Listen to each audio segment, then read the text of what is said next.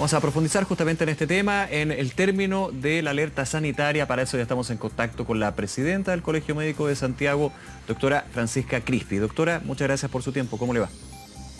Hola, muy buenas tardes. Y la determinación del Ministerio de Salud de no seguir extendiéndola, como ya se habían hecho en otras ocasiones.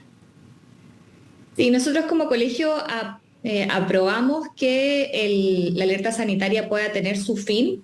Durante la pandemia hemos tenido muchos aprendizajes y uno de esos es que las medidas tienen que tener un inicio y un fin para el no gastarlas, el lograr que la adherencia de la ciudadanía sea la adecuada. Y por eso, en una situación en la cual tenemos bajos casos de COVID-19 a nivel mundial, el cual la campaña de invierno está llegando a su fin, ha tenido una disminución de los casos sostenida en el tiempo, tenemos una ocupación de la red asistencial que es buena, nos parece que es pertinente el término de la alerta sanitaria con lo que eso conlleva y es un momento especial, yo creo, para el país, es una alerta sanitaria larguísima en la cual Claro. todos los equipos de salud tuvieron una colaboración y un trabajo extraordinario y me gustaría tomarme un momento para poder Lógico. felicitar eso. Y también la colaboración de las personas con medidas sanitarias que fueron difíciles, pero que sí nos ayudaron a cuidar a las personas.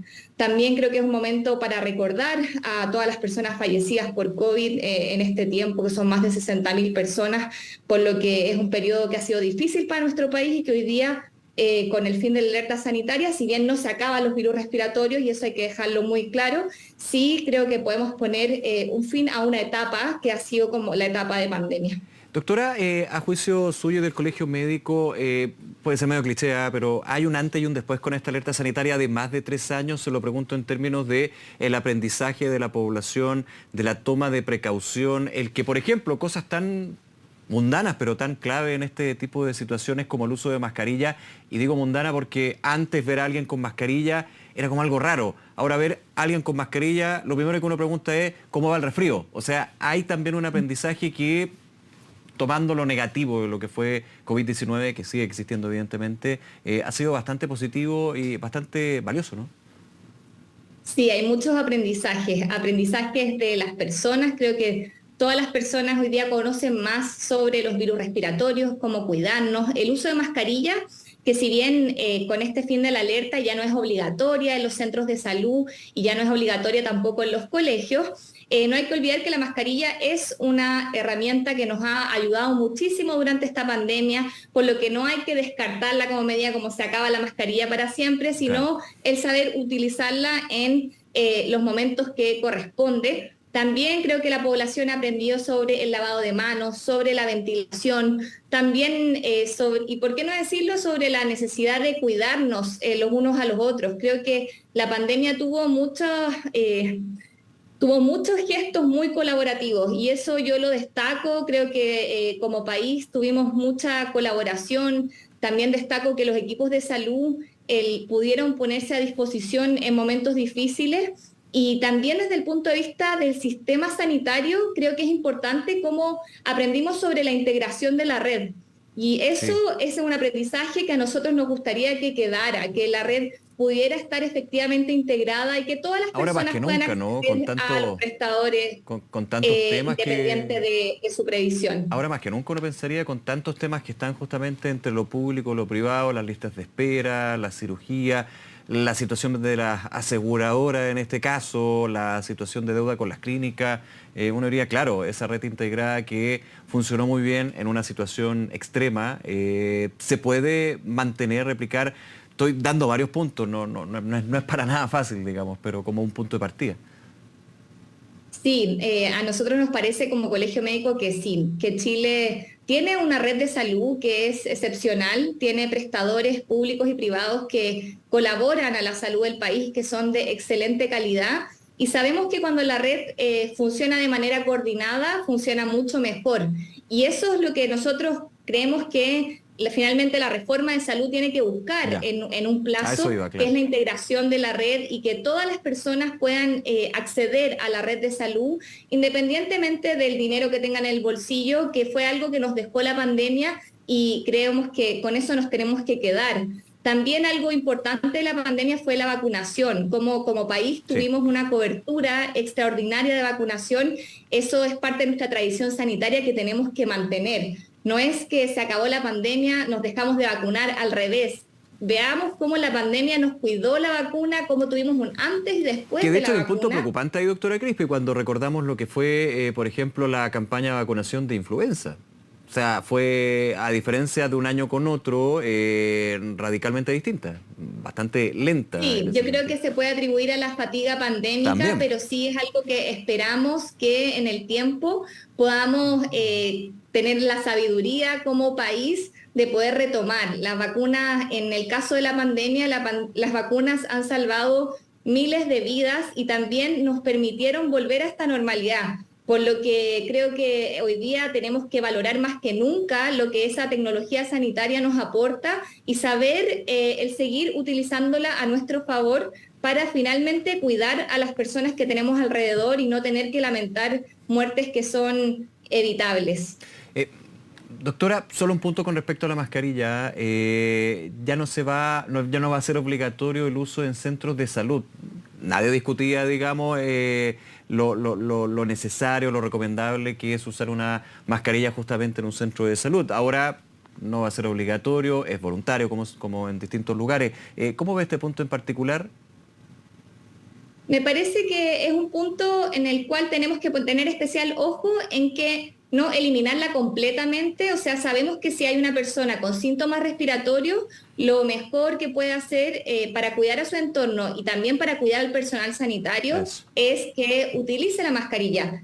Probablemente los colegas que trabajan en urgencia también van a seguir usando la mascarilla porque ven muchas personas con virus respiratorios. Pero sí, yo creo que hay parte de la dinámica hospitalaria, de los consultorios, en el cual en el día a día, en los pasillos, es una práctica que no es, o sea, ahora va a ser voluntaria, las personas que quieran tener un cuidado adicional lo pueden usar, pero sí yo creo que es valioso debido a la fatiga que provocan estas medidas. Yo creo que el personal sanitario también tiene una fatiga con respecto al uso de la mascarilla todo el día, también el personal de administración, en el cual nosotros vemos que en este momento tenemos que saber utilizar la mascarilla en los espacios en los cuales hay alto riesgo de contagio y poder discriminar otros espacios en los que no, para evitar, y si es que el día de mañana tenemos, por ejemplo, un nuevo virus, obviamente es algo que vamos a tener que reconsiderar y ahí vamos a estar con toda la fuerza, toda la población colaborando con las medidas sanitarias, porque las medidas sanitarias, repito, me parece que es muy necesario que empiecen y terminen para que la adherencia no la perdamos y eso también es un aprendizaje de la pandemia, que cómo podemos mantener esa adherencia en el tiempo.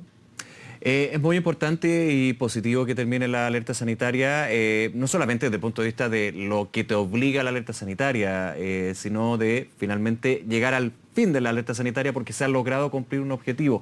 Ahora, hay aspectos que son complejos igual. Por ejemplo, lo que se mencionaba desde el Ministerio de Salud en términos de 6.800 funcionarios de la salud que están contratados justamente por esta alerta sanitaria. ¿Cuál es la situación de esos más de 6.000 funcionarios de salud a partir de mañana, doctora? Y las conversaciones que ha tenido, me imagino, el Colegio Médico con el MinSal al respecto.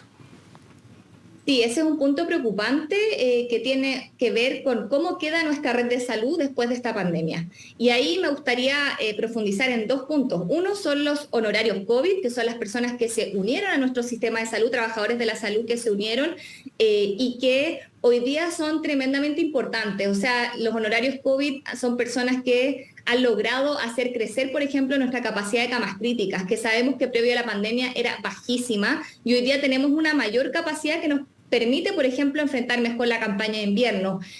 Nosotros hemos tenido una insistencia en todas las reuniones que hemos participado con el Ministerio para que los honorarios COVID se puedan mantener en la medida que estén cumpliendo funciones necesarias para el sistema sanitario. Los honorarios COVID vinieron a suplir un déficit de recursos humanos del sistema de salud y no podemos retroceder en eso. ¿Cuál es el universo de compromiso honorarios COVID, ha perdón, sido... doctora, para tener una idea? Disculpe. Disculpe.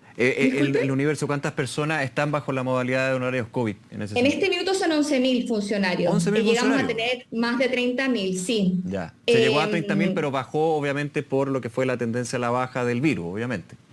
Sí, y esos 11.000 hay un compromiso de la mantención de una parte de ellos, o sea, los contratos no terminan el día de mañana, sino que haya una baja paulatina y que se puedan renovar, y lo que nosotros queremos finalmente es que se puedan contratar las personas que están cumpliendo funciones que son fundamentales. O sea, la hospitalización domiciliaria en Chile creció muchísimo y es una herramienta buenísima del sistema de salud, pero para eso necesitamos que ese personal se pueda incorporar. También el aumento de las camas críticas, y para eso como colegio hemos sido muy insistentes en que ese personal se tiene que incorporar al sistema de salud. La red pública tiene que crecer porque tiene desafíos que son enormes, y también está el desafío de las listas de espera, que hoy día, post pandemia, no nos hemos logrado recuperar aún.